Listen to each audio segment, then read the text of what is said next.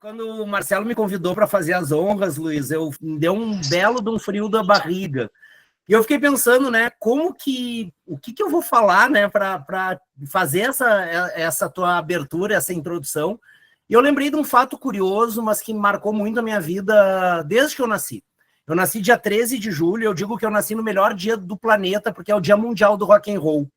Eu sou um cara apaixonado por rock, tive influência desde Beatles, The Doors, até Raul Seixas, passando por Ramones, então eu sou um cara muito eclético. E aí eu pensei nisso para te apresentar, mas eu também pensei em duas coisas que marcaram muito a minha carreira empresarial. Eu acho que a primeira coisa que marcou a minha carreira, e é um ensinamento que eu trago para o resto da vida, é a importância de construir bons networks.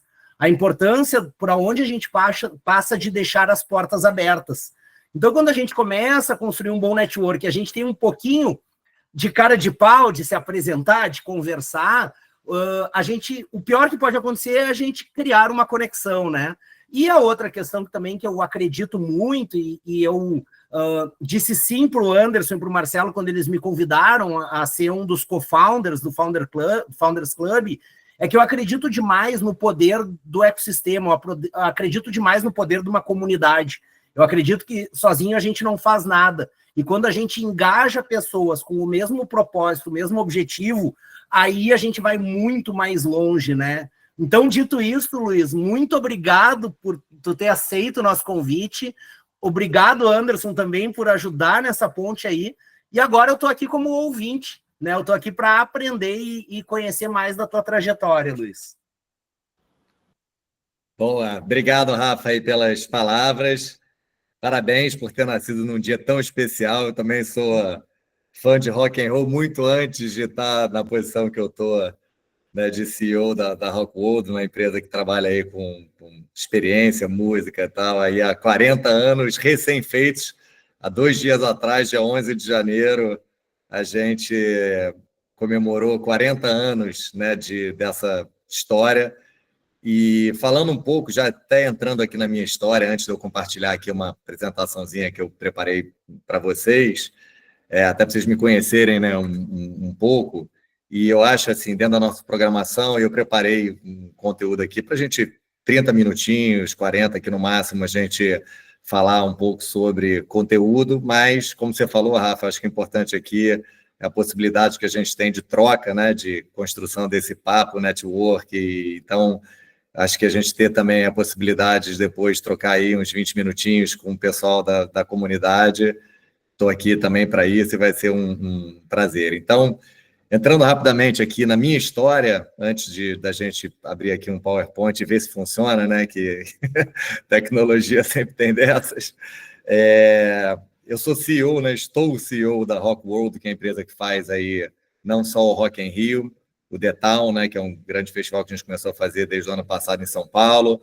Esse ano a gente também, ano passado, aliás, né? Que já viramos 25 e 24, a gente assumiu também a produção do Lollapalooza, né? E desde então a gente também, já agora em março, vai estar produzindo de novo. Então, a Rockwood é essa empresa que, por definição, nosso negócio é proporcionar experiências inesquecíveis, né, através da música e do entretenimento. Esse é o nosso negócio, e a gente faz isso através da produção aí de grandes festivais de música, né, e produtos derivados dessa construção aí de marca super relevante aí, né, com 40 anos de história. Mas a minha história com a Rockwood começou em 2011. Eu, antes, né, de me tornar CEO da Rockwood, eu, durante 11 anos, fui também CEO de uma outra empresa, coincidentemente brasileira, né, mas também na área de indústria criativa, mas em outro negócio diferente. Eu fui CEO da Osklen, né, a marca de roupa, e fiquei 11 anos à frente. Foi um processo grande de expansão da empresa também. Eu entrei, era uma garagenzinha em São Cristóvão, aqui no Rio de Janeiro, pequenininha, e que, ao longo desses 11 anos também, a gente teve a oportunidade, construindo um time super bacana, tal, de crescer, expandir internacionalmente. Então, quando você olha, né, e Steve Jobs diz que a gente só consegue ligar a nossa vida fazendo os pontos de trás para frente, é louco pensar, né, que hoje, somando aí esses 11 mais 13, 14 anos, são mais de 20 anos como CEO de empresas, né, na indústria criativa brasileira, com grande projeção e expansão, mas como formação eu sou engenheiro de formação, então engenheiro que trabalhou com moda, hoje trabalha com produção de eventos e tal, então é curioso ver, né, esse caminho, e trabalhei no mercado financeiro durante um tempo e fui parar, né, eu acho que né, no Rockwool a partir dessa construção aí de uma carreira de sucesso. E aí, enfim, a história seria longa para contar um pouco dessa jornada, mas falando um pouco do background é isso, são 20 anos como executivo de empresas, e hoje, além, né, da minha posição de CEO da Rockworld, eu sou conselheiro de várias empresas, hoje são 9 empresas que eu faço parte do conselho, algumas ONGs também, internacionais, sabe, que eu faço parte, e sou investidor também de algumas empresas, então estar nesse ambiente aqui, né, de founders, de startups, de empreendedores, é um ambiente também que já há algum tempo eu navego com o meu outro chapéu aqui, de conselheiro, de investidor, e recentemente também, talvez seja um pouco pela idade, esses cabelos brancos aqui que começaram a surgir aí recentemente, eu estou aproximando dos meus 50, então estou numa fase também de olhar um pouco, né, o que eu posso devolver, né, acho que de tudo que eu tive a oportunidade de construir uma carreira super bacana e com muito aprendizado. Então, hoje eu também tenho dedicado parte do meu tempo para poder trocar experiência, como falei, não só como conselheiro, mentor de algumas pessoas e empresas e tal, mas também dando palestras. Acabei de escrever um livro, no final vou mostrar aqui para vocês também, falar, que também foi uma grande surpresa, escrevi e lancei no final do ano passado, já virou um best-seller, e é um livro falando justamente sobre o que eu acredito dentro do modelo de gestão e liderança. Então, assim, para mim também estar nesse ambiente aqui de troca de experiência e de aprendizado faz parte hoje dos meus propósitos de vida. Então, quando vocês fizeram o convite, eu acho que num ambiente aí tão qualificado como o de vocês, dessa comunidade, eu não podia ter negado. Então, simbora, vamos lá que vamos ver se vai funcionar aqui. Então, vamos lá. Cara, por que eu escolhi, né, trazer esse tema? Eu botei até hoje aqui, né, a diferença que faz a diferença, né? Como eu acho que, né, o perfil hoje de quem a gente vai estar falando aí, certamente a galera founder, empreendedor, né, a galera que, e como eu falei, eu tenho uma admiração enorme, até porque eu acho que, por tudo, e de novo pelo propósito, acho que o caminho que a gente tem aí pela frente de crescimento aí em tudo, no nosso país, tal, passa pela mão da galera que empreende, toma risco, né, e obviamente tem todos os desafios por estar tomando esse risco de construir, né, coisas do zero e fazer acontecer. E aí o que eu quis trazer um pouco, assim, e aí de novo, meia hora, então, geralmente quando eu faço palestra, tem palestra de 1 hora e tal, e eu até falo um pouco mais aprofundadamente de gestão, mas eu resolvi trazer aqui um pouco sobre características, né, que eu acho que eu acredito que são fundamentais, seja pela ótica, né, de executivo há bastante tempo, como empreendedor também no meu chapéu, e que de fato eu acho que fazem a diferença dentro da construção de negócios, né, e de visões de mundo e de empresa que dão certo, né, e que dão errado, e que são diferenças, e por isso que eu botei a diferença que faz a diferença, que são às vezes sutis, né, de conceitos sutis, mas que de fato tem por trás, né, uma distinção muito poderosa, que na minha percepção, né, de novo, são aquelas que são relevantes para a construção do sucesso, né, pelo menos pela minha vivência. Então, como eu falei, né, essa palavra distinção, quando a gente está falando, né, da diferença que faz a diferença, essa palavra em si, né, distinção, e aí tem aí uma medalhinha, né, de 1900, né, dizendo que, né, desde sempre a distinção entre as coisas, né, um cara que vai bem ou vai ruim, um militar que foi bem ou ruim e tal, né, e essa palavra originalmente vem dessa distinção. A palavra distinção também pode ser dita, né, como eu falei, a diferença entre conceitos que, uma vez aprendidos, são aqueles que são aplicados, de fato, né, no nosso dia a dia e constroem resultados de sucesso. E a primeira distinção que eu queria trazer para vocês, distinção também né, um conceito do qual, a partir desse aprendizado, né, e aplicação, ele faz diferença no seu dia a dia. E a primeira delas, né, uma primeira distinção, de novo, do empreendedor é essa aqui, que é a diferença, né, de quem está na plateia e quem está em campo, né? Muitas vezes, né, e isso até pela atitude das nossas vidas, quando a gente está, né, antes de definir, né, por fazer a diferença e tal no nosso negócio ou nas empresas, jogo se ganha para quem está, né, em campo, né, e não quem está na plateia. E muitas vezes a gente se vê, né, na condição da plateia, que está ali questionando, né, o jogador, a jogada, quem que deveria estar no banco, quem está fora tal. Mas, de fato, né, quem está com todos os desafios e riscos que se toma, né, e que a diferença de que faz ou não faz gol, né, ganha ou não ganha o campeonato, ou transforma ou não transforma um negócio numa empresa, é de fato quem está em campo, né? E eu acho que falar para empreendedores é falar sobre quem está, né, ou deveria estar 100%, né, no campo e não na posição de plateia. E às vezes a gente se questiona a plateia quando a gente começa, inclusive, dentro do vitimismo, né?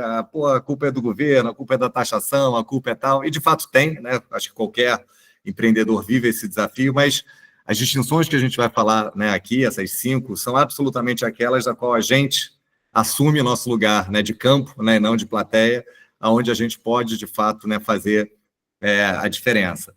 E aí a primeira delas, né, a primeira distinção que eu queria trazer para vocês aqui, é essa distinção entre, e de novo vocês vão ver que são sempre conceitos e palavras que parecem muito parecidos, né, e a gente às vezes tende, inclusive, a confundir, né, na prática do dia a dia, e por isso mesmo que eu quis trazer eles como distinções.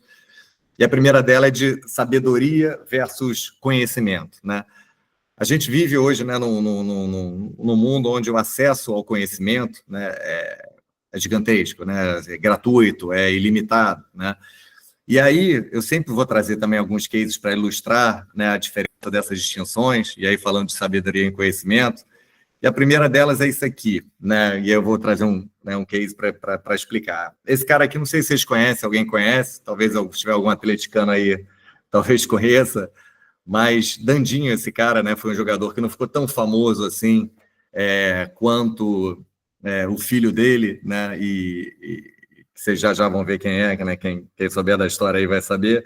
E o Dandinho, né, um jogador não tão brilhante assim, talvez frustrado quando ele envelheceu, virou esse cara aqui de trás aqui, ele tinha um filho talentoso, jogava bola direitinho e tal, lá na pracinha ele via que tinha talento e tal, e começou a treinar o filho, falou, olha, você chuta bem com a perna direita, mas você tem que treinar com a esquerda, e botava ele para jogar com a esquerda, e, né, treinava incessantemente, talvez de novo pela frustração dele ter sido um atleta que não fez a diferença, né, não deixou um legado de seu nome, e quando o filho dele cresce, se torna esse cara aqui, né, talvez já fique um pouco mais evidente de saber quem era o filho do Dandinho, né, Pelé, grande atleta aí, né, do século, e, enfim, respeitadíssimo e tal. E eu trouxe essa foto aqui para vocês, né, essas fotos aqui para vocês verem. Não, Pelé, todo mundo conhece os gols do Pelé aí, os feitos dele e tal, mas talvez, né, nem todas as pessoas saibam, o Pelé é um cara que, apesar de toda a genialidade, né, e DNA e tudo que ele tinha, ele é o cara que mais treinava, né, e mais buscava aperfeiçoar e conhecimento e tal. E quando eu falo, né, de treino, o Pelé, para quem não sabe, ele às vezes terminava o jogo oficial, o Campeonato Brasileiro e tal, não era o treino, né, durante o dia de semana.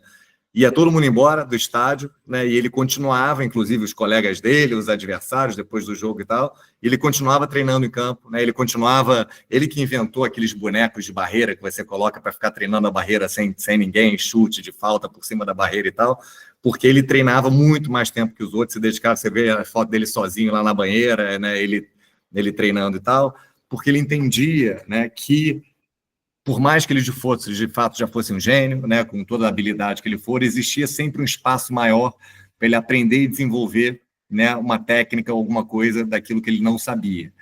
E aí, né, vem esse gráfico aqui, que fala um pouco sobre, né, essa lógica da sabedoria e do conhecimento, né? Imagina que essa bola maior, né, é todo conhecimento que existe no mundo, né? Se você pegar aquela bolinha pequenininha aqui, né, essa aqui é a bolinha do SEI, talvez se a gente souber muito, né, e tiver muito conhecimento, né, e adquirir muito conhecimento através de estudo, relacionamento e tal, isso é aquilo que você sabe de tudo aquilo, né, maior aqui que existe no mundo. E com isso você sabe também, né, aquilo que você não sabe. Então, por exemplo, eu sei que eu não sei falar japonês, né, ou chinês, ou mandarim e tal, mas é algo que é conhecido do meu não conhecimento. Mas a verdade verdadeira é que existe no universo, né, um volume de conhecimento muito maior do que aquilo que a gente sabe ou aquilo que a gente sabe que a gente não sabe. E esse papo, desculpa começar meio filosófico, mas ele é importante para essa distinção, que é tudo aquilo que a gente nem sabe que a gente não sabe, né? E sabedoria, né, diferente de conhecimento, é justamente ter esse entendimento de uma lógica que existe, né, um conhecimento infinito daquelas coisas que você nem imagina, que você não sabe, e quando você começa, né, a se aprimorar, a fazer, de novo, participar de encontros como esse, e trocas, e networking e tal, você amplia, obviamente, o tamanho daquilo que você sabe, né, e ganha conhecimento, mas junto com ele, a lógica é que você amplia o volume de coisas que você, a partir de agora, sabe que você não sabe, e tem a possibilidade de se aprofundar, né, nesse conhecimento e desenvolvimento. Então, todas essas teorias, né, do lifelong learning, né, de você ter um aprendizado durante a vida inteira, né, e não se fixar somente naqueles períodos, né, de dedicação de estudos, de faculdade e tal. E estudo aqui, eu não digo só o estudo acadêmico, né, eu mesmo fiz, obviamente, me formei na faculdade, fiz um MBA, mas não me aprofundei no acadêmico, mas eu estou, né, a vida inteira, né, buscando, entendendo que existe uma oportunidade de você ampliar através das diferentes formas de trocas, de mentorias, de participação, mais uma vez, né, de grupos de aprendizado, de network como esse aqui, né, que vocês participam, e com isso ampliar, né, o volume de conhecimento, não só daquilo que você sabe, mas em especial tudo aquilo que você não sabe, né, e é aqui que a gente navega na possibilidade, né, de construção do novo, né, inclusive dentro dos nossos negócios. Então, seguindo, né, pelas distinções de conhecimento e sabedoria, né, e sabedoria, de fato, né, essa ampliação daquilo que você se restringia ao seu conhecimento, que era só aquilo que você sabia, mas de ampliar aquilo que você não sabia, né, e restringindo cada vez mais aquelas coisas que você nem fazia ideia que não sabia, né. Então, a partir dessa distinção de sabedoria e conhecimento, vamos para uma segunda distinção, que é essa aqui, né, que coragem, e eu acho que quando a gente fala no ambiente de empreendedorismo, sem dúvida nenhuma, né, a palavra coragem, risco, é algo muito familiar no dia a dia de todos vocês. E a segunda distinção é que coragem é absolutamente diferente, né, de ausência de medo. E aí eu vou trazer um outro case aqui, esse é um case nosso, meu, lá de Rock in Rio, que talvez vocês, né, não saibam. Rock in Rio foi um dos primeiros a fazer aqueles shows de drones, né, aqui, de novo, tem algumas imagens de vídeo que eu nem vou passar aqui para facilitar a nossa conversa, mas a gente foi um dos primeiros a fazer aqueles shows de drones que hoje cada vez estão mais populares, com maior número de drones e tal.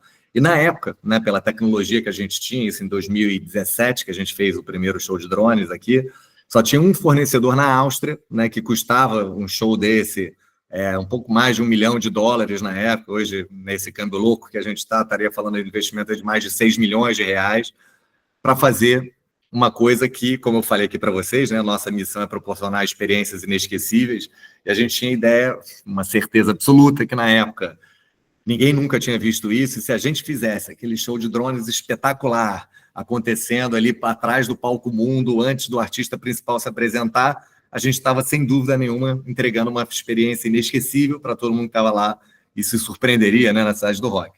Só que tinha um pequeno detalhe, e aí entra aqui a conversa da coragem. Pela tecnologia na época, até hoje em dia é assim, mas na época ainda era mais complicado ainda, se o vento, na hora que a gente precisava fazer o show de drones, lá na cidade do rock, aqui no Rio de Janeiro, na hora do show, tivesse acima de 50 km por hora, a gente simplesmente tinha que cancelar o show, né, por uma questão de segurança, ele não aconteceria, e o pior, né, obviamente, esse investimento todo gigantesco ia para o ralo, porque a gente só tinha uma entrada e uma oportunidade em cada um dos 7 dias de festival para fazer esse show acontecer. E a gente é maluco, mas nem tanto. A gente fez uma avaliação, como é que era historicamente, nos últimos, sei lá, 10, 15, 20 anos, os ventos lá na cidade do rock, para a gente poder ter uma noção se o investimento seria, né, fazia sentido ou não fazia, né, que risco que a gente estaria tomando. E na avaliação que a gente fez, histórica, claro que cada ano diferente do outro, tal, mas a média que a gente descobriu de ventos naquele período, em setembro, aqui no Rio de Janeiro, lá na Barra da Tijuca, era de exatamente o quê? 50 km por hora. Ou seja, exatamente, né, uma média ali que não ajudava em nada a gente tomar a nossa decisão, que ou poderia todos os dias, né, o vento tá ali um pouco abaixo tal, e a história funcionar, ou nenhum dia, porque obviamente se a média histórica fosse 70, sei lá, quilômetros por hora, a gente obviamente não faria esse investimento, ou se fosse 10, 5, pô, tranquilo, pode fazer sem risco e sem grandes preocupações. E a decisão que a gente teve foi em fazer, né? E se eu estou aqui falando agora para vocês, ainda estou empregado, é porque deu certo. A gente conseguiu fazer, né, durante os 7 dias, na hora que precisava, o vento estava abaixo, funcionou. Mas a pergunta que fica é o seguinte: pô, Luiz, caraca, vocês são muito corajosos, investimento dessa grana que podia ir para o ralo e tal, vocês não têm medo de nada, né? E aí vem aqui esse ponto da distinção, né, de coragem e ausência de medo. É claro que a gente morria de medo, né? A cada dia eu pegava lá o WindGuru, aplicativo, né? Que mede o vento, as projeções e tal, e de manhã a gente, caramba, tá subindo, não vai dar certo e tal. A gente morria de medo, não só eu, como a equipe inteira. Mas o que a gente entendia, né? E tem a ver com essa frase aqui que vocês estão vendo, né? Que a verdade é que coragem, né, não é a ausência de medo, e essa é a distinção, né? Mas é a avaliação de que tem algo mais importante do que o medo que você tem, né? E ele não te paralisa. Então, assim, a gente entendia que se a gente, um dos 7 dias ou 2, conseguisse fazer aquilo, a gente ia estar entregando esse nosso propósito da experiência inesquecível de uma forma tão, né, incrível, que valia e fazia sentido, mesmo com medo, a gente não se paralisar nessa decisão de fazer. E, de fato, né, a gente fez e deu certo. E aí, para trazer, né, mais uma vez essa distinção de coragem e ausência de medo, né, não sei se vocês estão vendo na tela aí, esse aí é um festival que acontece na Pamplona, eu não sei nem por que eles chamam isso de festival, que é o mesmo nome que a gente faz, e tem até vergonha disso aqui. Os caras soltam aqueles touros brabos no meio da rua, lá, os produtores, e aí tem um bando de valentão que sai correndo na frente para não ser atropelado e não morrer lá com uma chifrada nas costas e tal. É a pergunta que fica, né, das distinções. Isso aqui é coragem, né? Isso aqui de fato, né, uma demonstração de coragem. Para mim, isso aqui é a demonstração de uma idiotice em nível máximo, né? Porque se a gente está falando, né, que... Oi? Não, eu disse excelente. Não é? Eu disse nível hard, assim, nível muito Não, hard. e por quê, né? Que a gente diz que coragem tem alguma coisa mais importante que o medo. O que é mais importante, né, aqui do que a sua própria vida e tal, para demonstrar o quê para quem, né, essa valentia? Se vocês ainda não estão convencidos, né, que é uma demonstração de idiotice gigantesca, se olhar aqui, ó, atrás da foto da imagem, eu botei aqui, ó, isso aqui é um cara, ó, tirando uma selfie durante a corrida, com o touro ali quase que pegando ele por trás, né? Ou seja, idiotice nível master, né? Agora, essa cena aqui, talvez muitos de vocês não lembrem, né, pela idade, mas foi uma cena emblemática, enfim, na década provavelmente de 90, anos 2000 ali, que isso aqui era uma manifestação, e de novo, está aqui independente de qualquer conotação política do que era a manifestação, isso era uma manifestação que estava acontecendo na China, lá na Praça Celestial, um bando de estudantes fazendo lá a sua manifestação, e o governo manda sutilmente uns tanques de guerra para irem no meio da praça e acabar com a manifestação.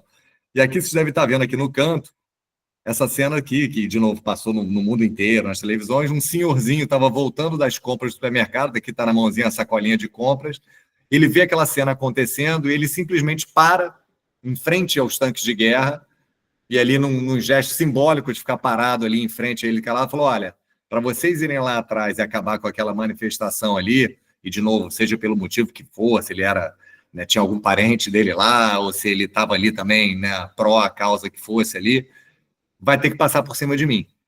E aí começa, para o primeiro tanque, vem o segundo tanque, enfileira ali, para atrás dele, aí o tanque começa a tentar andar para o lado para desviar, ele vai andando devagarzinho para frente do tanque e para, e aí a cena é aquela fileira de tanques parado por um homem com um propósito genuíno ali na frente. Então, né, falando de novo da distinção da coragem e ausência de medo, vocês acham que esse cara aqui, né, não estava morrendo de medo ali de ser morto e atropelado ali pelo tanque, ou algum soldado descer ali e pegar ele e tal? É óbvio que sim. Mas, de novo, a coragem é o ponto onde você tem uma avaliação que algo mais importante que o medo é um propósito e que ali faz sentido, né? E aí, né, tem uma frase, outra célebre aí do Mark Twain, grande escritor aí, escreveu Tom Sawyer, vários livros bacanas, e ele diz o seguinte, que é curioso que a coragem física seja tão comum no mundo, mas a coragem moral seja tão rara. Né? E o que ele quer dizer com isso, e o que eu quero dizer com isso, trazendo essa frase para vocês, empreendedores que têm, de novo, né, um leão por dia, seus medos e adversidades para superar, é que, na verdade, é isso. Assim, quando fala coragem moral, não é só coragem moral no sentido de fazer o que tem que ser feito, pagar seus impostos, enfim, tratar bem seus funcionários, mas a coragem moral de estar todo dia, né, tomando risco, se desafiando pelos, né, desafios do dia a dia, de você empreender um negócio, mas, de fato, a coragem de continuar a seguir em frente, né, mesmo quando aquele mês não fecha, aquela conta do banco que vem, né, aquele resultado daquele projeto que não acontece, mas o entendimento, e todo empreendedor, né, de sucesso tem por isso, né, uma coragem moral de entender que existe um propósito maior, né, que não paralisa ele diante, né, das adversidades como essa aqui, para fazer acontecer. E aí o vídeo que eu ia compartilhar com vocês aqui depois mando, mas é um vídeo super legal de um grande empreendedor e gênio, né, da nossa geração, que é o Steve Jobs, e provavelmente vocês tenham visto isso, e depois eu compartilho o link para vocês. É um vídeo dele, dos primeiros vídeos, quando ele volta. Todo mundo, né, que lembra ou conhece a história dele sabe que ele criou a Apple, foi demitido da Apple pelos acionistas na época, e ele volta e faz esse vídeo. Ele compartilha a visão, né, moral do que ele acreditava que era a função e a cultura da Apple. É um vídeo incrível, que ele mostra vários gênios, vendedores, e o mais bacana é que é um vídeo escrito por ele, narrado por ele, né, o empreendedor por trás, né, dos valores morais que ele queria colocar de volta na Apple. E no fim do dia ele diz, né, na frase desse vídeo, ele fala que, enfim, ele mostra grandes gênios, né, e o quanto que eles foram questionados ao longo da vida, Dali, Gandhi e tal, e no fim ele fala que eles, né, que são muitas vezes chamados de loucos, mas aqueles, né, que são loucos o suficiente por achar que dão para, né, mudar o mundo, são aqueles que vão lá e mudam, né? E o mais bacana desse vídeo, depois de novo, ele é super emocionante, eu compartilho com vocês. O mais bacana é que ele escreveu esse vídeo anos, décadas antes dele transformar o mundo, criando o smartphone, né? E que, na verdade, o iPod, que virou o iPhone, que virou o smartphone, revolucionou o mundo como a gente conhece. E vocês veem, né, que a visão que ele construía a história era a seguinte: eu não estou aqui na Apple para ganhar dinheiro só ou para construir uma empresa para dar retorno para o meu acionista. Quem estiver comigo nessa jornada aqui está aqui por acreditar que esse é louco o suficiente para transformar o mundo, né? E essa visão que ele colocou no negócio dele, essa que ele colocou na empresa dele, realmente transformou e revolucionou o mundo, e com isso, consequentemente, se transformou, né, na empresa uma das empresas mais valiosas do mundo. Entrando aqui no terceiro ponto, né, terceira distinção, essa é uma palavra, são duas palavras que a gente confunde muito, né? Fundamental e essencial. Fala, pô, Luiz, cara, qual é a diferença, né, de fundamental e essencial? Pô, a gente fala tanto, isso aqui é fundamental, isso aqui é essencial, como se fossem as mesmas coisas, né?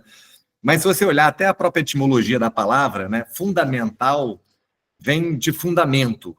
Então é o seguinte, o que é fundamento, base e necessário para a minha vida? Então, assim, dormir, né, se alimentar, essas são coisas fundamentais de fato, né, e que fazem parte do dia a dia de qualquer ser humano, sem qual ele não sobrevive. É um fundamento da vida humana, um fundamento, né, da sociedade, o que for.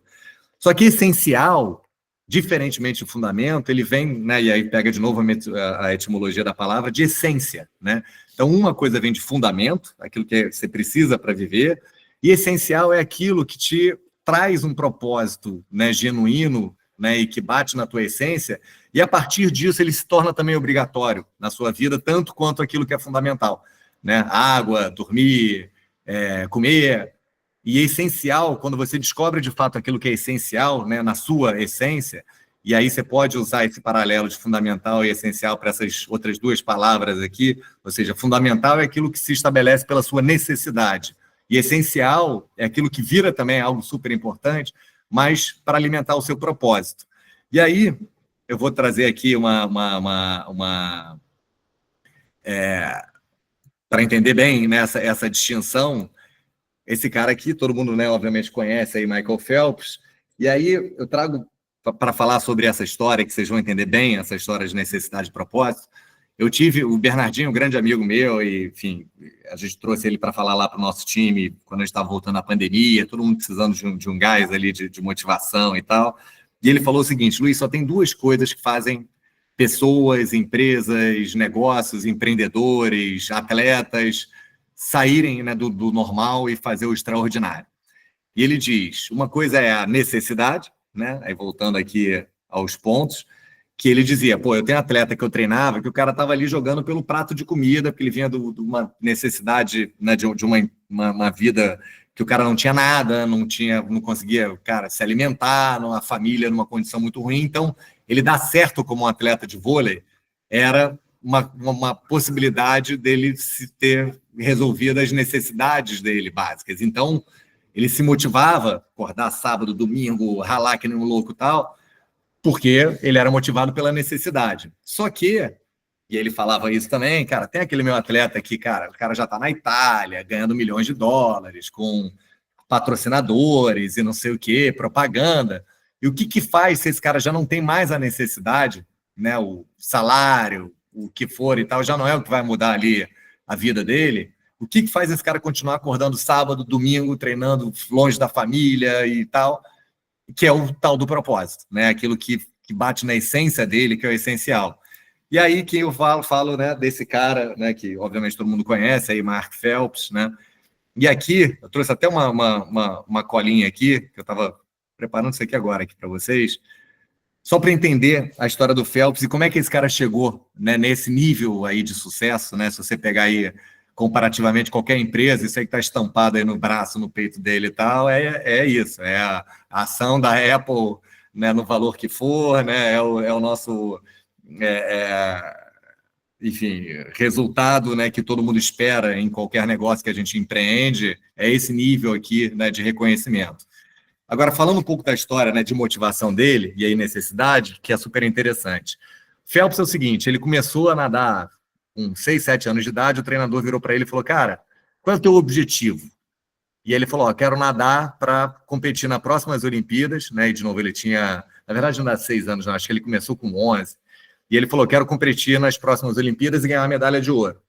E aí o treinador virou para ele e falou, cara, na boa, assim, para você se preparar e conseguir entrar em umas Olimpíadas e tal, já é, né, um grande feito. Então você tem que entender que, cara, teu grande objetivo seria participar de umas Olimpíadas, né, e vamos rever esse teu propósito, né, inicial de ganhar a medalha. Aí ele foi para Sydney, primeira Olimpíadas dele, e ficou com 5º lugar já numa final. Ele de fato era um talento, né, com 15 anos de idade ele participa, fica com 5º lugar, né, na primeira participação. E aí ele começa a treinar para a segunda Olimpíadas dele em Atenas, em 2004, e aí com o objetivo e o propósito, sim, aí sim, de ganhar lá um ouro olímpico. E ele participa, né, de 8 provas finais e ganha 7 ouros na segunda Olimpíada que ele participa. E aí, né, de novo, a necessidade dele, né, de dar certo, de vencer e tal, e o propósito de ganhar o primeiro, né, um ouro olímpico, estava ali, satisfeito já em Atenas 2004. E o que faria ele se estimular? E assim, talvez vocês não saibam, o Phelps, ele treinava 365 dias por ano. Inclusive Natal, inclusive Réveillon, inclusive quando estava doente, de febre. E, enfim, o que continuava estimulando um cara desse, depois de ter ganhado o ouro olímpico dele lá, né, em 2004. E ele falou, não, eu vou participar em Pequim em 2008 e vou treinar 365 dias por ano, porque o meu objetivo é ter, né, o maior número de ouros olímpicos numa única edição. E aí ele não era, quando ele ganhou, né, os 7 ouros em Atenas, tinha um atleta que já tinha ganhado 8 ouros olímpicos, ele treina em Pequim e ganha 8 ouros olímpicos em uma única edição. Né, e aí vira-se, né, o atleta mais medalhado em uma única edição. E aí qual é o estímulo para ele, né, em Londres, continuar trabalhando entre 2008 e 2012, 4 anos, treinando 365 dias por ano e tal, e eles colocam um novo propósito, né, uma nova essência que é, eu quero ser, né, o maior atleta de todos os tempos, com o maior número de medalhas de todos os tempos, e ele vai para Londres, né, disputa e entre 19 medalhas ele ganha, né, no final, já como atleta de maior número de medalhas olímpicas. E aí o pulo do gato está aqui. Quando ele se tornou o maior medalhista de todos os tempos, ele tinha já, obviamente, né, depois de participar de 4 Olimpíadas, obviamente ele começa a se desgastar e ele anuncia que não ia participar do Rio 2016. A Olimpíada esteve aqui no Brasil. E aí, né, começa a se questionar por que ele não iria. Ele estava, né, ficando velho, mas já numa idade, mas ele, de fato, e ele fala isso, né, que já não tinha mais nenhum propósito, maior medalhista de todos os tempos, maior medalhista em uma única edição, e ele descobre que ele poderia ter sido o medalhista mais velho a ganhar uma medalha de ouro individual na natação.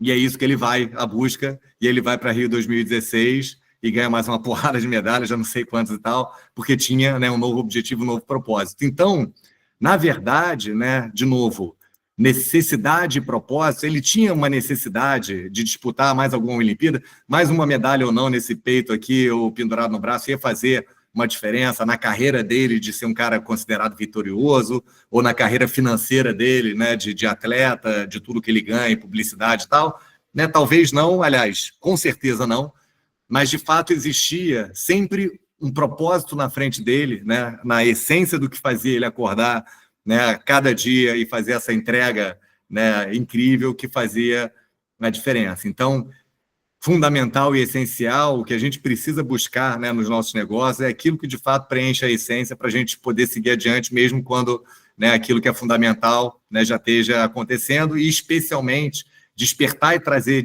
nisso nos nossos times. E aí, cara, eu vou dar uma pulada aqui, até porque tem um vídeo aqui também para vocês e já está avançado aqui no tempo, e depois eu compartilho isso com a galera, ou a gente marca, né, um papo até maior para a gente ter um tempo, para trazer uma apresentação maior e mais estruturada, mas eu queria ter possibilidade de a gente trocar aí um papo. Eu vou pular aqui para um último, até para a gente ter um fechamento, cara, que especialmente falando aqui, eu estou falando, obviamente, né, um grupo de líderes, né, e empreendedores que trazem, acho que junto com si como founders, a responsabilidade também, né, dos seus times, né, e de pensar na construção, no crescimento, mas também na perpetuidade do negócio de vocês. E aí volta aquele ponto, até que eu estava conversando aqui no bate-papo de vocês, né, e é meio que o meu momento de vida, que eu estou aqui nos meus quase 50, aqui começando a entender cada vez mais, que é um pouco sobre isso aqui. Eu acho que assim, a responsabilidade de vocês, né, além de construção do negócio, de construção de patrimônio, né, do que vocês vão, a partir do negócio de vocês, construir para a sociedade, mas especialmente, eu acho que todo líder, né, e todo empreendedor, na sua essência, é um grande líder. E acho que a função de um líder é produzir mais líderes, né, e não mais seguidores. Acho que no momento de vida que a gente vê tanto, não sei quantos seguidores que o cara tem nas redes e tal, eu sempre entendi, né, que acho que o papel, né, de um líder, de um mentor, né, às vezes é tão mais importante. Esse vídeo, que infelizmente eu pulei aqui porque não ia dar para a gente ver, né, fala muito sobre isso, né, assim, o papel de quem segue, né, e não só de quem necessariamente tem os louros e os méritos da grande ideia, né, que eu acho que, de novo, esse é o papel do líder, que, como eu falei, de construção de mais líderes. E vocês, né, como empreendedores, como líderes, né, eu sou meio geek também, e essa é uma frase que sempre tem lá nos filmes do Homem-Aranha, lá o Uncle Ben, né, o tio Ben falando para ele, quando ele descobre os superpoderes, né, o Homem-Aranha, que ele sempre fala que, né, com os grandes poderes, né, os superpoderes que ele tem, junto vem grandes responsabilidades, e eu acho que esse é um pouco também o papel aí de vocês, empreendedores, né, que ganham, entre aspas, os superpoderes de resistir, né, aos desafios, né, aos riscos, e para colocar para frente ideias que transformam, mais uma vez, né, as pessoas, inovam, criam novos produtos, empregam gente, mas junto com isso vem também grandes responsabilidades, né, e aí, mais uma vez, né, trazendo um pouco sobre o que eu acredito e o que a gente está fazendo aqui nessa noite de hoje, né, isso até no meu livro eu falo sobre esse casezinho aqui também, que é a lição daqueles gansos canadenses, né, cara? Esses gansos, quem sabe aqueles gansos que fazem travessias enormes, esses gansos chegam a atravessar, tipo, jornadas de dezenas de milhares de quilômetros em um dia só, né, voando e fazendo a travessia num período de migração, né, no inverno. E a forma que eles conseguem fazer, né, e é justamente falando dessa liderança compartilhada, né, de formação de novos líderes, é que eles só conseguem atravessar essas distâncias, né, incansáveis, né, sem parar, né, voando nesse período migratório, justamente porque eles fazem aquela formação de voo em V, né, que vocês já devem ter visto eles voando e vão se formando, né? Cada hora está um na frente e tal. E quando tem um cara que está na frente, ele voa ali durante 15, 20 minutos, às vezes 1 minuto, 5, pegando toda a resistência do ar ali na frente, para que toda a galera que está atrás, né, se beneficie, né, de menos resistência de fazer aquela travessia, e no momento que aquele cara ali da frente começa a cansar, tem o outro que assume a frente, começa a tomar o vento, de trás descansa e tal. E nessa liderança compartilhada, né, nessa troca, nessa, né, passagem de bastão, é que eles conseguem, de fato, fazer essa travessia. E, às vezes, né, os founders, empreendedores, tal, a gente se coloca, e eu aqui como CEO de empresa também, num lugar muito individual e solitário, né, dessa liderança, né, de carregar o mundo nas costas. E eu acho, mais uma vez, né, que a oportunidade de estar aqui trocando, né, de terem, né, mentores, de terem dentro da própria equipe de vocês a formação de novos líderes, faz com que essas travessias longas, né, de um negócio, desde a sua concepção até virar um negócio de sucesso, seja possível, né? E não só aquele líder na frente tomando vento ali o tempo inteiro, né, e sendo super-herói, e que, na verdade, né, com isso, acaba prejudicando a travessia de todo mundo. Então, a grande lição, né, e de novo, é entender a partir, né, desse compartilhamento, dessa troca, desses pedidos de ajuda, né, a possibilidade de você fazer travessias mais longas. E aí, enfim, para finalizar, né, não ia terminar sem um mínimo jabazinho aqui para vocês. Esse é o livro que eu falei, que eu acabei de lançar no final do ano passado, meu primeiro livro, e fiquei super feliz que já virou best-seller na primeiro mês de lançamento, e que ele fala justamente sobre isso, né, sobre construção de liderança a partir do que eu acredito, que é um equilíbrio entre o resultado pragmático, né, e de conhecimento técnico que a gente precisa ter nos nossos negócios, sobre gestão e tal, mas também o lado de você conectar as pessoas nos propósitos, né, e a partir daí ter uma gestão de fato equilibrada entre o técnico e o humano, o curto prazo e o longo prazo, e eu falo um pouco sobre isso. Beleza? Eu vou aqui descompartilhar. Isso aqui é um QR Code para quem quiser se conectar comigo. Aqui, além de eu pedir uma avaliaçãozinha rápida aí do papo com vocês, ali, para quem quiser até assinar uma newsletter, eu mando sempre conteúdo gratuito para vocês, recomendação de livro e tal, e até informações quando lanço. Eu faço, uma vez por ano, eu faço umas mentorias só para alguns poucos, né, por causa do meu tempo louco aqui e tal. Então, ali tem mais informações para quem quiser estar conectado comigo e poder continuar aí essa troca. Beleza? Mas eu vou parar de compartilhar aqui para a gente poder ir para a parte que mais me interessa, embora o tempo já esteja aqui quase esgotando, que é a gente poder trocar e falar um pouquinho. Show de bola. Vou pedir aqui, pessoal, obrigado aí, Luiz, mas antes da gente ir para as perguntas, vamos fazer aquele print, né? Onde todo mundo abre a câmera aí, a gente trava no sorriso aí uns segundinhos para mim fazer o print, e depois a gente publica aí nas redes sociais. Podia todo mundo fazer assim, né? Rock and roll, não é isso? Eu ia dizer isso, né, Luiz? No mínimo. Vou fazer o seguinte, tá?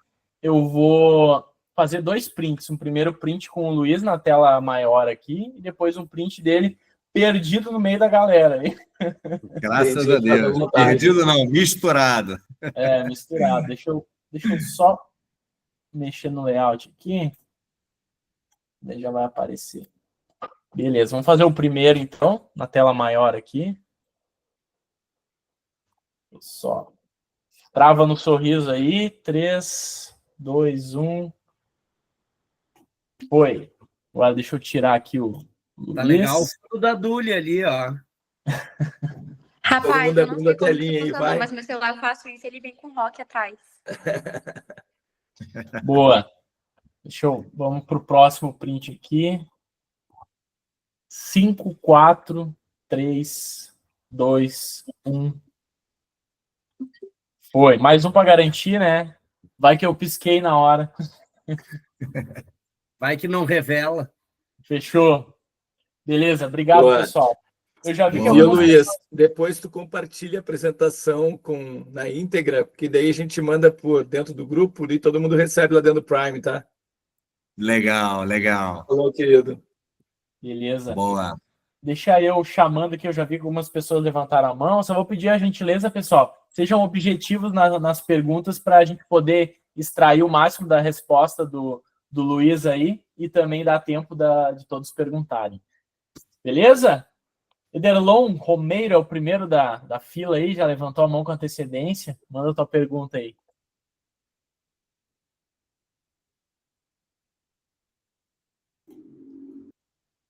Tava no mute, a gente não tá te ouvindo agora. Não estou te ouvindo. Melhorou? Agora estão me ouvindo? Foi, agora foi. Sim. Obrigado. Desculpa. Como eu estava te falando, primeiramente, obrigado. Foi muito legal ouvir sua trajetória, foi muito interessante. Cara, eu moro aqui em Kitchener, no Canadá, estou ouvindo aqui sua história, e a gente fez algumas coisas aí também no meio da pandemia. A gente também achou que a pandemia iria nos absorver e acabar com o nosso projeto, e pelo contrário. Mas o que eu procurei? Eu tentei, né? Ali no passado, procurei a direção do Rock in Rio exatamente para poder apresentar um projeto de realidade virtual fazendo uma transmissão do Rock in Rio em 360. E ninguém me escutou, né? Infelizmente, hoje eu estou tendo a oportunidade, você pode me ouvir. Mas a minha pergunta não é nem essa. O que deu errado em algum momento na sua vida que você teve que reinventar e correr atrás de novo? Você só contou coisa de sucesso, show de bola. Mas já teve algum erro, assim, gigantesco seu, e você teve que... porque aqui todo mundo é startup. Todo mundo aqui, em algum momento, o negócio não está rodando redondinho. E você já aconteceu isso? Já, e muito, graças a Deus, porque eu não acredito, né? Se lembra que eu falei ali daquele sei, não sei, e não sei que não sei? Né? Não tem uma forma melhor de você aprender tudo aquilo que você não sabia, que é a partir, né, das suas derrotas, né? E para ser, né, bem claro. E assim, a derrota só é derrota quando de fato ela não serviu para expandir, né, o nível de conhecimento que você tinha. Então, você sabe muito bem, aí mora no Canadá, né? Os gringos têm muito mais, aliás, tem muito menos aversão a histórias de insucesso, né? A gente brasileiro tem essa mania de querer sempre achar e parecer, né, que tudo dá certo e que é tudo maravilhoso e tal. E você sabe que muitas startups são investidas só, o cara pergunta quantas vezes você já quebrou, né? Beleza, já quebrou 4, 5, então tá na hora de eu me associar a você, porque a próxima você não quebra, né? Se fosse a primeira, nunca quebrou negócio nenhum, você vai quebrar com o meu dinheiro, né? Então, assim, sim, várias vezes, e poderia contar vários aqui, desde a minha época de Osklen e tal, montamos marca que não foi para frente, a New Order era uma marca de calçados que surgiu super incrível, e a gente fez um modelo de franquia que acabou não se desenhando como modelo de sucesso, e a gente teve que expandir, chegou a ter 50 lojas e acabou fechando todas, né? No Rock in Rio, né? Quantos? A gente fez uma edição do Rock in Rio em Las Vegas, muito com uma expectativa de que a gente poderia depois seguir, né, no mercado internacional, e a gente viu dentro dos aprendizados que não era a hora de fazer. Fizemos, foi incrível, mas financeiramente, né, não foi o resultado esperado, né, e tivemos que recuar e com prejuízo financeiro. E ainda digo mais, o primeiro Rock in Rio, essa não estava junto, mas o Rock in Rio de 85, que permite hoje eu estar aqui falando com vocês e tal, o Roberto Medina quebrou de ter que entregar um prédio de 8 andares que ele tinha, onde era a agência dele, ele era dono do prédio, para pagar a conta do primeiro Rock in Rio. E ele foi lá e fez o segundo, né, e seguiu por entender, mais uma vez, e ele sempre fala isso também, que a diferença entre você ter, né, um prejuízo ou um investimento é você não negociar que mesmo no seu fracasso, na sua entrega, você está aderente àquilo que você acredita. Então, né, como o Vitor acabou de colocar aí, fez o nome, construiu o equity, e é exatamente isso, mas a partir de um insucesso financeiro tremendo, né, que foi essa primeira edição. Então, sim, vários casos. Depois, você pega até meu contato, a gente pode falar um pouco mais sobre, e até o porquê a gente também optou Eu tenho a Cidade do Rock toda modelada aqui em 360, e a gente até brinca aqui direto com isso, e por que a gente optou por não seguir, né, durante a pandemia com um modelo, né, 100% virtual, e aí tem, enfim, um pouco a ver com algumas questões, né, do que a gente acreditava ou não, mas você tem aí meu contato, pode entrar aí, contato@luisjusto.com.br, meu e-mail, para toda a galera aí que quiser falar comigo também, melhor forma de se juntar e a gente troca uma ideia. Beleza? Boa. Obrigado aí, Luiz. Vamos para a próxima. Duli, manda tua pergunta aí. Oi, gente, boa noite. Só uma correção, que meu nome é Julie, ele não é Julie, é porque ele é difícil de escrever, mas é complexo. Boa noite, Julie. Agora sim, agora foi certo. Contextualizando minha pergunta, assim, eu tenho 19 anos, fiz 19 anos agora, faço engenharia também, e eu estou desenvolvendo uma startup desde os meus 17, 18 anos, mais ou menos. Eu estou desenvolvendo duas, mas só que eu estou tentando focar em uma agora. Só que o grande problema que a gente tem, além de não arranjar investidor aqui no Sul do Espírito Santo, porque é bem complicado, eu estou tentando ver isso, estou buscando em várias áreas, inclusive. Eu queria saber como que a gente pode identificar e potencializar a diferença em um ambiente competitivo, onde muitas ideias parecem similares, porque no ramo da beleza, que no caso é a nossa área, que é totalmente fora da área da engenharia, tem muitas coisas que são similares. A gente tem algumas coisas que são diferentes, tem alguns diferenciais, mas como eu posso elaborar tipo, um pitch deck da vida ou algo do tipo para mostrar isso para os investidores? Eu não sei se eu falei rápido demais, porque eu costumo falar muito rápido.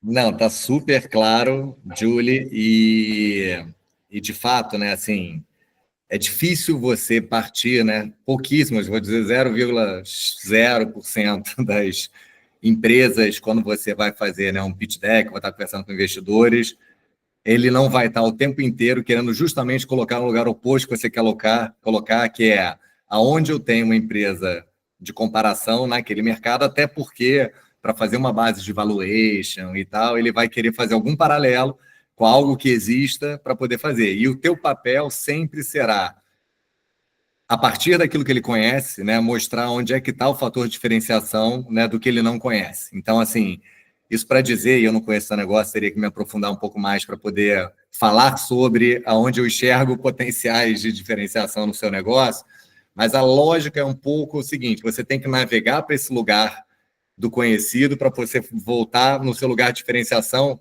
até porque o lugar do conhecido, né? E não adianta, assim, coisa que investidor, obviamente dependendo do perfil de investidor, que tem vários e tal, odeia é aquela frase, assim, não, meu negócio não tem nenhum competidor, é um negócio absolutamente único, que ninguém nunca fez na vida tal, até porque muitas vezes, na maioria, isso indica, inclusive, das duas, uma imaturidade sua de não conseguir enxergar que de fato tem. Agora, né, o exemplo lá de trás de empresa de sucesso, né? O Uber, quando nasceu no negócio, né, o negócio dele, que é transportar uma pessoa do ponto A para o ponto B, como negócio funcional, né, existia o competidor táxi da vida inteira, estabelecido no mundo inteiro, em todos os lugares e tal. E o que ele conseguiu, né, desenhar e mostrar é o seguinte, sobre uma ótica do mesma funcionalidade do produto. Eu naveguei num lugar de experiência que você, no meu negócio, você vai ser transportado lá do lado A para o lado B. Então, meu competidor é o táxi. Beleza, Só que no meu negócio tem os seguintes diferenciais, né, de experienciação, que é o cara vai poder, né, saber que horas que o táxi, no caso, né, se fosse o competidor, está chegando, porque você tem no mapa tal. 2, você pode fazer o billing direto do seu cartão de crédito, você não precisa sacar dinheiro tal para poder fazer. 3, numa empresa você pode chegar direto e ser faturado para a empresa, então para o controle de rota e de frota é muito melhor. E você começa a colocar, a partir de um lugar de algo conhecido, que o cara se sente confortável de saber que existe mercado para aquilo, quais são os seus fatores de diferenciação, de experiência, que se eles forem genuínos, verdadeiros, disruptivos e tal, o cara vai enxergar como oportunidade. Então, não sei se me fiz explicar bem, mas às vezes você quer muito fugir do lugar de não querer mostrar que tem um competidor, quando às vezes você mostrar o competidor, para a partir dele você poder mostrar o seu diferencial, é aquilo que o investidor pode enxergar que tem valor no seu negócio, entendeu? Entendi, faz todo sentido. A gente realmente tem muitos competidores. A nossa dificuldade foi a gente ter que remodular a nossa ideia total, porque a nossa ideia no início ficou muito cara e depois a gente teve que remodular tudo. Simplificando, porque não posso te explicar também, porque tem muitas pessoas aqui. Mas é uma ideia de que a gente vai desenvolver nossos próprios produtos veganos naturais, com base de casca e tudo mais, essas coisas. Mas a gente quer fazer uma box exclusiva para as pessoas, isso já existe com certeza, mas com que as pessoas tenham os produtos específicos das peles delas, que é umas coisas que as box geralmente não têm, porque é muito ampla.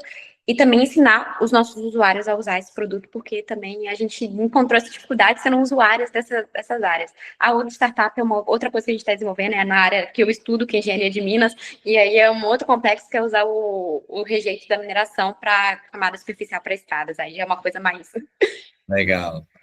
Obrigada. Eu acho que eu acredito muito nisso. Assim, primeiro, você tem que ser apaixonado pelo seu propósito do seu negócio, porque os desafios vão ser gigantescos, e o cara vai ter que ver no brilho do teu olho onde você de fato enxerga que aquela diferenciação que você está propondo, você vai ser capaz de fazer ela acontecer, entendeu?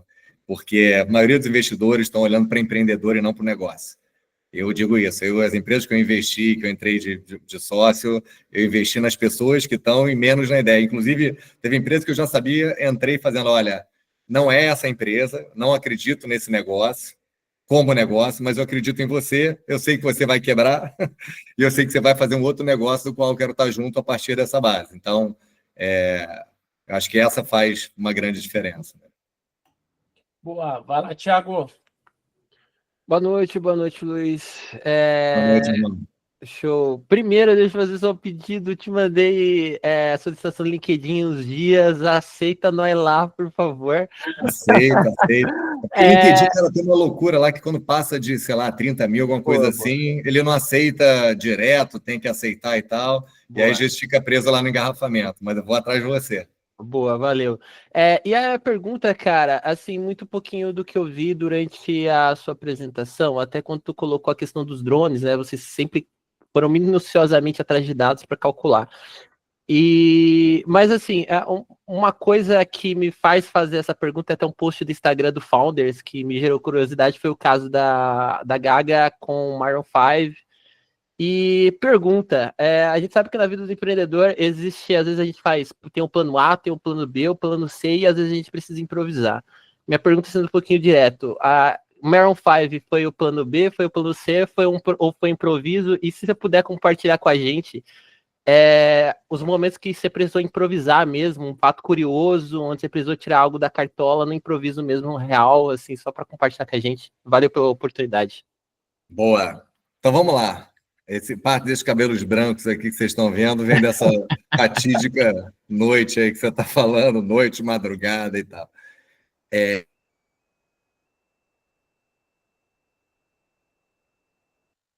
Deu uma travadinha aqui, mas... Foi tão tenso o assunto que ele até caiu, velho. Oi? Luiz, desculpa, deu uma travadinha. Depois que tu falou dos cabelos brancos aí, deu uma travadinha. Você vê, esse assunto trava. É tenso. É tenso. Não, deixa eu te falar, uma coisa que eu falo muito para o meu time, especialmente trabalhando com evento, onde, né, as coisas são de fato eventuais e acontecem, né, coisas obviamente inesperadas, tá? Eu digo, a gente tem que estar preparado e planejado para tudo aquilo que a gente conhece, voltando lá para aquele meu slide do sei, não sei e não sei que não sei, né?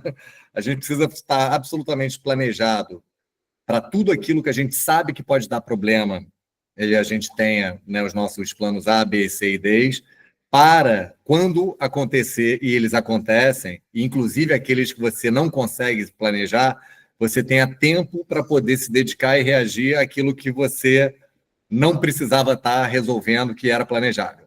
Então, assim, a cultura de planejamento, né, infelizmente, né, no Brasil, a gente é muito pouco, né, e é importante, né, a gente saber, claro, que ser fazedor e ir na raça é igualmente importante, mas planejamento encurta muito a sua possibilidade de precisar lidar, né, com os imprevistos, sabendo que tem momento de imprevistos e de improviso, sem dúvida nenhuma. Então, a Lady Gaga, por exemplo, você não tem na manga um plano B de substituição de um artista headliner, né, de um dia, até porque negociações como essas, às vezes, levam mais de um ano para você conseguir fechar, e você não consegue contratar uma banda, fica aqui esperando, que se alguém cancelar, você não esquece, não existe essa possibilidade de ter esse plano B. E claro que se cancela um artista na véspera, tal, você precisa improvisar, ir atrás, quem tem disponibilidade, e o Maroon 5 foi a possibilidade da gente, porque ele já tocaria no evento, só que a partir daí entra, de novo, o planejamento para você poder implementar o seu improviso, né? Então, assim, o Maroon 5, a gente teve que trazer no avião cargueiro na madrugada do dia que teve o cancelamento, todo o material dele de Curitiba para cá para poder tocar, né? A gente teve que fazer e abrir todas as áreas que eu trabalho, ticketing, área de assessoria de imprensa, marketing e tal, todo mundo tinha uma tarefa para realizar naquelas 24 horas, né, que antecediam, a gente abria as portas sem a nossa artista principal, e mais do que tudo, que eu acho que é incrível, que volta à história do propósito, mesmo nessa loucura toda do improviso, do que precisava ser feito e tal, eu já falei aqui várias vezes sobre o nosso propósito, né? Proporcionar experiências inesquecíveis através da música e do entretenimento. A gente chegou ao requinte, no meio daquela confusão toda, a gente lembrou o seguinte, cara, mas tem já uns 100 fãs da Lady Gaga que estão dormindo na porta da Cidade do Rock há 2, 3 semanas. E o que a gente faz com essa galera, né?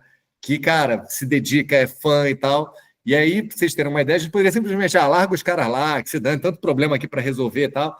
A gente contratou psicólogo, ambulância, para ir lá na frente e dar para eles, em primeira mão, infelizmente, a notícia ruim, e dar para ele um benefício, não só de você não pode, né, obviamente vai assistir e tal, mas você pode ver qualquer dia do Rock in Rio. A gente tem uma assistência aqui para você, né, porque obviamente tinha fã que passou mal e tal. E, de novo, pelo respeito da experiência daquelas 100 pessoas no meio das 100 mil que a gente tinha que se procurar, né? Porque esse era o nosso propósito genuíno. Então, de novo, tem momento do improviso, tem momento de realizar, mas tem um momento de você planejar e estar aderente ao seu propósito, mesmo no momento do caos, né? E foi o que aconteceu naquela noite. Então, tem aí também uma história grande para falar de Lady Gaga, a gente não tem tempo aqui. No livro eu falo também um pouquinho sobre isso, mas sim, tem momento de improviso, mas a sua vida fica muito mais simples se você, naquilo que você conhece, pode atuar e planejar, você esteja fazendo o seu dever de casa para poder, de novo, ter tempo e cabeça e time para poder lidar com o improviso. Boa. Manda lá, Vitor. Opa, fala, Luiz. Boa noite, pessoal. Tudo bom? Fala, Vitor. Obrigado, Luiz. Eu vou soltar aqui 2 links no grupo, porque é a minha área de evento. Eu tenho uma startup de gestão de pequenas empresas, mas eu sou dono desse domínio, ingresso e influência. Bem, primeiro, rápido, já quero te convidar para estar aqui no Amazônia Summit, que vai correr de 24 a 25 de maio, aqui na Amazônia, em Belém, cidade da COP. Todo mundo está convidado aqui, tá? Gente, quem quiser ingresso, manda mensagem para mim no privado, palestrar, essas coisas. Quem quiser se conectar com a COP, venha. Minha pergunta, Luiz, é assim, tem a ver com o que eu estou fazendo aqui agora, né? Eu sou dono de startup, organizando o evento. Apesar de ser da área, a gente está há 4 meses do evento, eu não fechei todo o orçamento do evento. Eu não tenho patrocinador suficiente para bancar tudo. Acredito que eu vou conseguir fechar de gol, mas se eu não conseguir fechar, eu vou fazer igual o Medina, eu vendo o meu carro, eu faço um empréstimo e pago o evento. Ele tem que acontecer, cara. É um evento de ano de COP. E assim, eu queria te perguntar, tu já estiveste nessa situação e como tu resolveste? Sei lá, tá 3, 4 meses do evento, ainda não fechou o orçamento ainda. O que é que eu faço para, sei lá, como é que resolve isso? E, sei lá, já começou o evento no prejuízo. Queria ver se já estivesse nessa situação.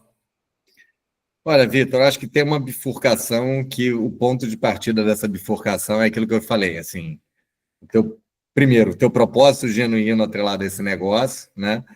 E que é o quanto que você acredita, né, no sonho, no futuro dessa história e tal, porque, e esse, né, na diversidade é esse grande teste, entendeu? Assim, ou reduzir ao máximo o dano que você tem na história, né, e inclusive em cancelar o evento, não fazer, e de novo, eu estou falando isso sem demérito nenhum, se, por exemplo, essa for uma solução e um caminho, assim, não existe, certo? A gente glamoriza, às vezes, muito a história, né, dos heróis que tal, e às vezes, cara, tem muitos heróis que são heróis porque se salvam na batalha, né, que se não é só o cara que está lá na frente dando tiro, o cara que também se escondeu na hora certa do tiroteio para poder voltar e avançar, é igualmente, né, reconhecido. Só para a gente também não vitimizar quando, por exemplo, a decisão é não fazer um negócio, fechar uma empresa, né, mas o que eu acho que, e aí, de novo, eu volto a esse ponto de bifurcação, que é quando você tem o entendimento, não, cara, eu acredito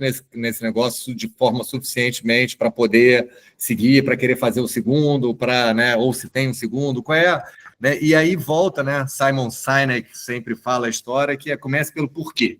Né? Por que você está fazendo o Amazônia Summit? Porque se for para ganhar dinheiro, talvez exista uma indicação sua aí que você não vai ganhar, né? Nessa primeira edição.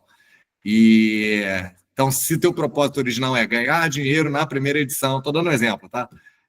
Esse porquê, provavelmente, se era isso, e você tem uma percepção de que isso tem chance de não acontecer, eu não estou dizendo que não vai acontecer, que você não vai dar uma volta por cima, que você vai poder, né, buscar um outro nível de patrocínio, de investimento, o que for e tal, mas Quando você diz, não, cara, eu estou fazendo esse negócio porque eu entendo que a partir dele eu tenho um propósito maior e que, mesmo que der errado, o investimento disso aqui me leva para esse lugar, para esse porquê e tal, é o que vai te dar entendimento, inclusive tranquilidade para poder lidar, se for o caso, de fato, a conta não fechar, se tiver que vender teu carro, tal ou não, entendeu? Então, assim, revisita sem nenhum tipo de bias, né, de achar que optar por querer fazer ou não fazer, de desistir ou não desistir e tal, te faz maior, mais forte ou mais fraco. Mas a tua clareza do porquê que você está fazendo isso vai ser uma boa bússola para entender como é que você vai lidar com o que vem pela frente. E assim, de novo, eu não conheço o seu negócio, o seu momento, patrocínio, cota tal, para poder entrar num nível de aconselhamento maior, né, do que fazer ou como fazer no teu negócio. Mas a dica que eu posso dizer para o que eu acho que deve estar apertando o teu coração agora com relação à decisão e o que vem pelos próximos meses é você revisitar o porquê. Né? Por que você está fazendo e o que pode acontecer a partir do que tem pela frente e se vai te satisfazer ou não pelo porquê para ter valido a pena, mesmo perdendo dinheiro ou não perdendo dinheiro, mesmo vendendo carro ou não vendendo carro, entendeu? Maravilha, obrigado, Luiz. E assim, o evento está garantido, tá? Ele vai acontecer. A gente já Então, tem pronto. patrocínio para o evento acontecer. É só se não cobrir todos os custos. Eu vendo carro, não tem bronca, não. Mas todo mundo convidado, pessoal, evento de COP, se conectar com a COP em 2025 na Amazônia. Valeu, pessoal. Legal, Vitor. Já respondeu para que lado do você está indo. Boa. Pessoal, para a gente poder otimizar o tempo aqui, vamos de mais 2 perguntas aí. Começa com o Fit Up, aí depois a gente passa para o Lucas aqui e a gente encerra, beleza? Boa noite, pessoal. Boa noite, Luiz. Parabéns aí pela sua fala. Eu sou um fã do Rock in Rio, tenho 55 anos e fui a todas as edições. Olha, qual é eu seu lembro nome? da primeira. O nome não é Fit Up, Ivan. Eu Valeu, lembro da Ivan. primeira edição, eu chegando lá e vendo o Ivan Lins tocar no piano, Depende de Nós. Olha. Até agora, no final, Ivete Sangalo, Lulu Santos e Duda Beat, enfim. Bacana. O CEO da Fit Up é um aplicativo que conecta personal trainer a alunos de forma rápida. Luiz, compartilha um pouco com a gente, já que você falou um pouco de liderança, como que é a liderança do Medina com vocês e a sua liderança com o seu time?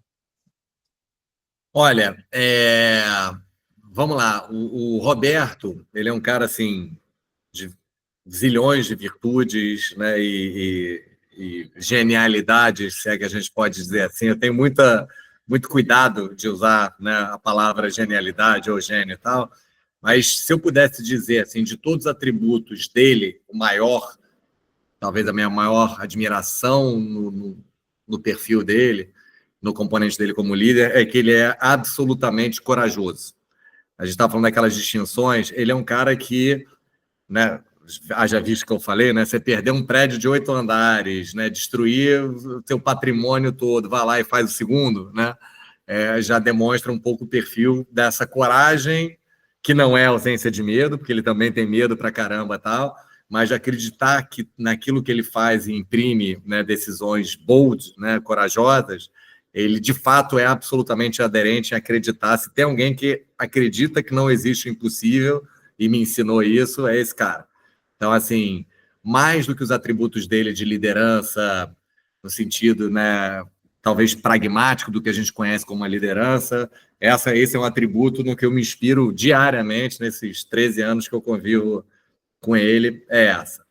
E, aliás, faço convite, quem estiver aqui no Rio de Janeiro, a gente lançou agora, no final de semana, na celebração dos 40 mesmo, a gente está lançando, na verdade, a gente que está produzindo até uma outra produtora, mas a gente licenciou para eles, e está incrível, um musical que fala justamente sobre a criação do primeiro Rock in Rio. O Roberto é o personagem principal e fala todos os desafios e tal. Ali dá para entender um pouco disso que eu estou falando, né?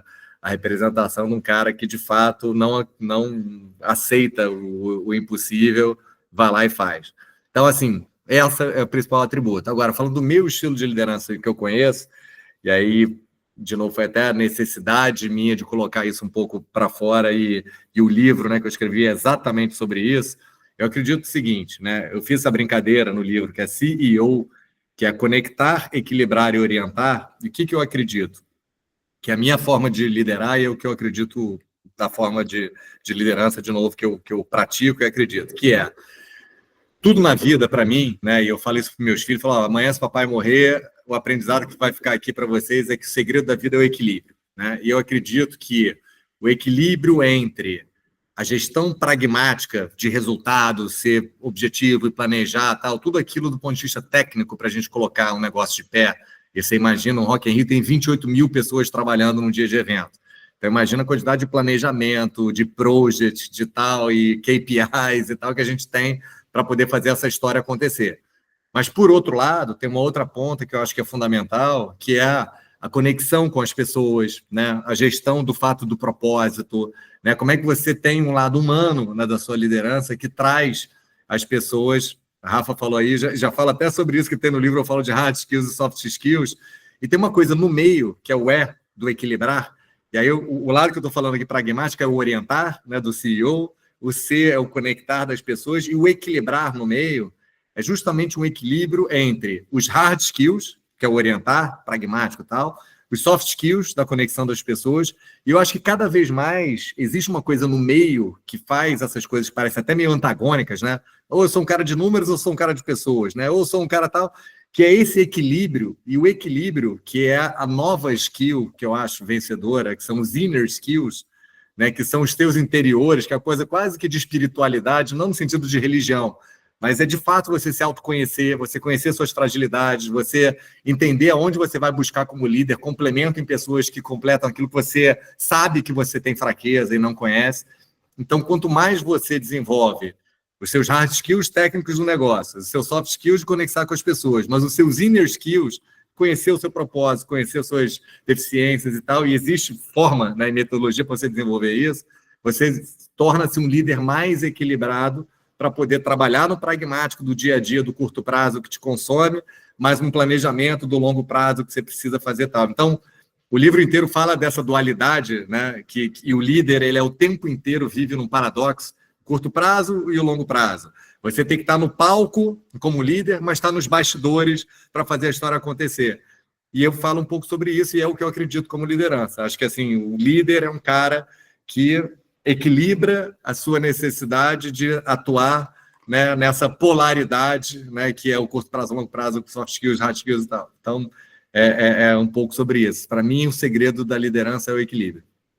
Muito obrigado, viu, Luiz? Eu assisti um pedacinho desse show lá no Rock in Rio, teve, né? Um pocket aí. O show contando a história do Rock in Rio, do Medina. Teve. Um pedacinho do musical era um pocket de 40 minutos, agora ele é uma história de 2 horas. Fantástico, eu assisti lá. Cara, parabéns pela sua trajetória e obrigado, viu? Valeu, Ivan. Abraço. Abraço. Vamos para a última aí, Lucas. Daí depois a gente libera o Luiz aí. Bora lá. Fala, Luiz. Fala, Lucas. Luiz, primeiro, eu sou muito fã de tudo que vocês já criaram, assim, eu sou fãzaço. Eu não sou igual o nosso colega aí, que já foi em todos os Rock in Rios, eu já fui em todos os Detal, né? Então, como um bom paulista, já fui em todos os Detal. Esse ano tem mais, hein? Setembro. E também já fui em diversos Lollapaloozas, assim, né? Eu sei que, né, vocês assumiram recentemente, mas sou muito fã de experiências, né? Até por isso, criei uma startup que é uma Experience Tech, né? Então a gente é uma startup criada para criar experiências inesquecíveis, assim, o propósito é extremamente alinhado. Legal. Então, né, com base nisso... valeu, Rafa. Com base nisso, eu queria entender, assim, o que você vê como sendo os elementos mais importantes para que essas memórias, né, que vocês criam e vocês sabem criar como ninguém, permaneçam-se vivas por tanto tempo na cabeça, né, do público que participa dos eventos. Legal, Lucas. Bem, eu vou falar super rápido. De novo, está aparecendo, eu estou um jabazeiro aqui gigante, é porque as perguntas estão tudo alinhadas com coisas que estão lá no livro. Uhum. Mas tem um capítulo que eu falo justamente sobre isso, que eu chamo que é de momento gerador de memória, né? E o que acontece? Uma experiência inesquecível, né? E eu brinco, né? Que o nosso propósito é proporcionar experiências inesquecíveis, né? Através da música e do entretenimento, mas falta a gente dizer que são boas experiências inesquecíveis, né? Mas o fato é que o que gera memória nas pessoas, né? Que gera o fator de ser uma experiência, é justamente o fator de diferenciação daquilo que não é esperado, né? Quando tudo aquilo que você faz que é absolutamente esperado, né? Se eu te perguntar, cara, o que você almoçou, né, no dia 7 de janeiro, duvido que você vai saber, né? Se no dia 7 de janeiro não foi, de repente, cara, o teu pedido de noivado num restaurante que você, cara, sabe exatamente não só o que você pediu, a roupa que você estava usando, né? A da pessoa que estava com, né, com você e tal. Então, o que gera, né, memória e o que gera experiência é um fator de diferenciação que é aquilo que faz algo que não é o flat, né, que você faz no seu dia a dia e tal. Então, existe, aí tem um desenho assim, daquilo que é esperado, que você tem que entregar, que mal comparando aquela história do fundamental, né? Então, assim, cara, no Rock in Rio, você é esperado que você vai ter lá, cara, sei lá, o show começando na hora, deveria ser tal. E ninguém chega, caraca, Rock in Rio foi do caralho porque o show começou na hora. Isso não é um gerador de experiência, né? Mas você tem que entregar essa experiência para ser boa, porque se tiver, e a gente teve um problema nessa edição de um atraso grande por conta de um problema de uns artistas, enfim, não vou entrar aqui no caso, mas gera experiência o fato dele não ter entrado na hora que fosse esperada, né? Que aí é uma experiência negativa e tal. Então, tudo aquilo que é diferente do flat, mas significa que você não precisa entregar o flat, porque se você não entrega o flat, pode gerar uma experiência negativa.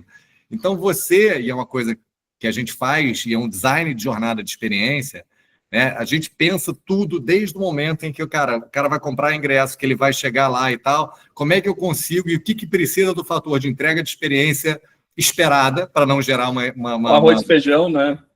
O arroz e feijão para não gerar uma experiência negativa, que vai gerar memória, mas uma memória negativa no teu negócio, e quais são todas as oportunidades que você tem de criar diferenciação em momentos de memória nisso. Então, até, por exemplo, a gente desenvolveu, e aí, enfim, entra de novo, era uma conversa que de mais 2 horas para falar sobre construção de jornada de experiência de cliente e tal. Mas desde, memória olfativa, a gente desenvolveu um cheiro do Rock in Rio, a gente tem, para quem não sabe, mais de 500 máquinas espalhadas na cidade do rock, e inclusive no metrô, quando o cara está antes de chegar dentro do metrô, ele tem um impacto já com cheiro, que vai criando uma memória olfativa, que é um dos fatores geradores de memória, o olfato, para você saber. E, de novo, eu vou no Rock in Rio porque lá tem um cheiro especial, diferente. Claro que não.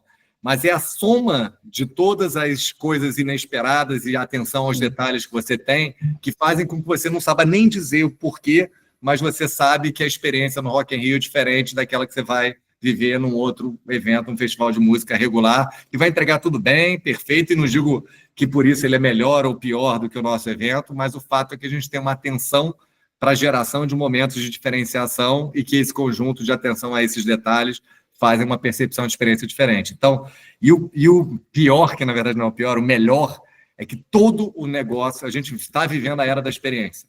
Todo negócio pode e deve ser pensado a partir da jornada da experiência do cliente. É fácil você pensar, Luiz, você está no Rock in Rio, meu negócio, Rock in Rio é fácil pensar em criar experiência, fogos de artifício e tal. Todos os negócios, cara, eu dou palestra falando sobre isso para, cara, indústria de farinha. Eu dou palestra falando isso sobre, né, farmacêutica e tal.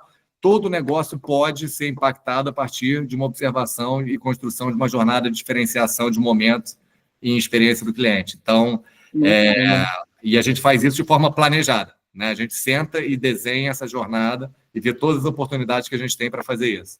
Não, animal. E, assim, até complementando, uma das coisas que baseou muito esse modelo de negócio que a gente criou é o último livro do Kotler, que é o chamado Marketing 6.0, que ele trabalha muito essa questão de como a gente está muito viciado em telas e como os outros sentidos eles podem realmente ocupar muito melhor a lembrança das pessoas. E o que você falou do cheiro, eu achei muito foda. Muito Total, foda. a gente pensa em tudo que a gente faz olhando absolutamente pelos 5 sentidos. Animal.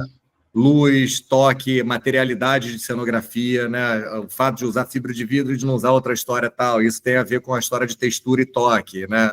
Enfim, poderia de novo estar falando aqui sobre todas as possibilidades que tem, e de novo uma dica é justamente os 5 sentidos, que é uma coisa que a tela, né, ainda não pode fazer, né? A tela está ali só na audição e no visual, e você tem um mundo de oportunidades para explorar isso usando os 5 sentidos. Isso aí é uma boa dica, sim. Luiz, tu sabe que tá rolando a NRF lá em Nova York, eu tive a oportunidade de ir algumas vezes no congresso lá. Eu já palestrei lá também, é incrível. É fantástico. E o legal é que assim, ó, tá todo mundo trazendo de lá realmente, né, a personalização e a experiência. E não sei se tu sabe, o Marcelo já contou aqui, eu tô quase sendo escolhido oficialmente o assador do Founders. Eu adoro fazer churrasco, e eu adoro fazer churrasco para muita gente. E eu descobri uma maneira de vender bem o meu peixe. Então, em vez de eu oferecer a carne como eu ofereço, eu fiz isso com meu filho ontem, que não queria mais comer. Eu peguei um pedaço e disse, Miguel, esse pedaço o pai separou especialmente para ti. Só essa fala fez ele dizer, nossa, sério, pai? Então, para te ver como a experiência não é o produto ou a entrega, e sim todo o conjunto, né, emocional. Luiz, olha só, passamos aí, o combinado era 1 hora, estamos a 1h30 juntos, tu entregou muito mais, tenho certeza aí, né, infelizmente não deu para todo mundo perguntar, já tem gente chamando a gente para dizer, pô, vamos fazer mais um, chama o Luiz de novo. Então, assim, eu quero primeiro de tudo te agradecer de coração aí pela tua disponibilidade, pela tua entrega, pela tua jornada e por acreditar no que a gente está construindo e em todos os founders que estão com a gente. E agradecer a todos os founders que estão até agora conosco aqui, né? Que ficaram porque também, né? Queriam te ouvir e aprender aí e extrair mais do teu conhecimento. Então, muito obrigado de coração, né? Vamos ver se a gente alinha um próximo papo aí que o pessoal pediu, mas já quero agradecer aí a tua entrega e agradecer a todo mundo que esteve com a gente. E aí deixar aí, né, de novo, meu muito obrigado e conte conosco, porque uma coisa que eu aprendi na minha vida, nos relacionamentos, e eu sempre digo é que a recíproca sempre é verdadeira, né? Então, conte conosco assim como a gente contou contigo. Obrigado, Rafa. Foi um prazer enorme estar aqui com a galera. Já deu para ver aí que não é à toa, né, que esse clube, né, e já ouvia bastante falar sobre, né, a qualidade, né, das pessoas que estão aqui. Só pelas perguntas e pelos negócios que estão aqui, dá para ver que é uma comunidade de fato, e o bacana é justamente isso, né, cada um com seu negócio diferente e tal, e podendo se ajudar. E eu estou aqui para isso também. Então, assim, não só... Vai ser um prazer a gente, se precisar, aí estar junto de novo, seja Eu prefiro sempre na experiência presencial, né? Então, se tiver um encontro aí presencial da galera toda, então, conte comigo. E, assim, passei meu contato aí também. Quem sabe a gente até monta aí, já lançando a ideia para o universo, Rafa, alguma coisa junto. Como eu falei, eu tenho também desenvolvido bastante conteúdo, projetos de mentoria e tal. Se fizer sentido aí para a comunidade, a gente também pode conversar. E para a galera, como eu falei, se tiver aí que não conseguiu responder e tiver alguma dúvida e contato@luizjusto.com.br, me acha lá. Muito obrigado, Luiz. Então é isso, pessoal. Uma boa, excelente semana para todo mundo. Vamos juntos. Muito obrigado. Até a próxima. Tchau, tchau. Valeu.